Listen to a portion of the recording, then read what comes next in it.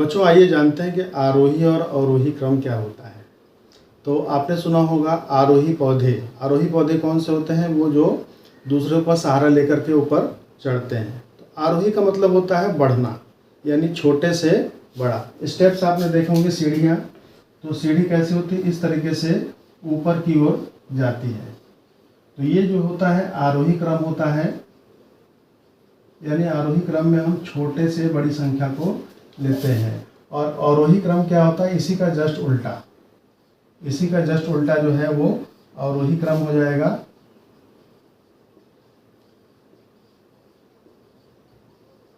तो अवरोही क्रम में हम क्या लेंगे? पहले सबसे बड़ी संख्या, फिर उससे छोटी, फिर उससे छोटी, फिर उससे छोटी, फिर उससे छोटी, इस तरीके से।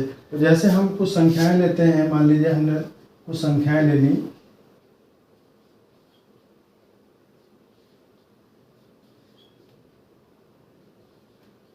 हमने ये कुछ संख्याएं ले ली 25, 36, 12, 18 और 23।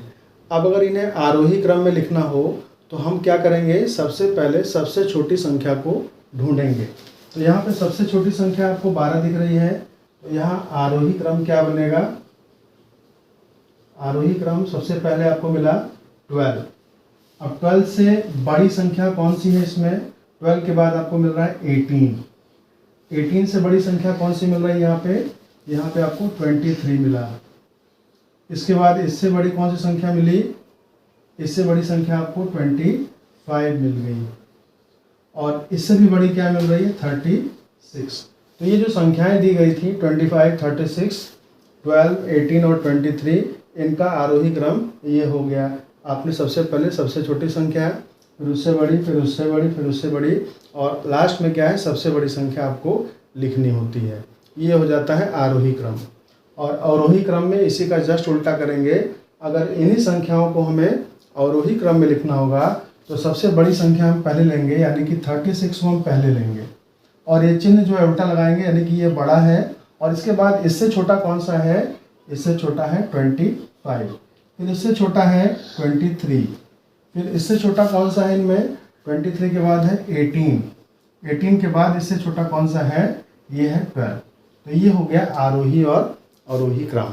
तो बच्चों आरोही और अवरोही क्रम को हम इस अबेकस के द्वारा भी समझ सकते हैं। जैसे अगर हमें आरोही क्रम दिखाना है तो पहले हम क्या करेंगे? सबसे छोटी संख्या, फिर उससे बड़ी, फिर उससे बड़ी, फिर उससे बड़ी, फिर लास्ट में सबसे बड़ी संख्या का प्रयोग करेंगे। तो यह जो आपको स्टेप दिख रहा है, ये ऊंचाई बढ़ती हुई दिख रही है ना।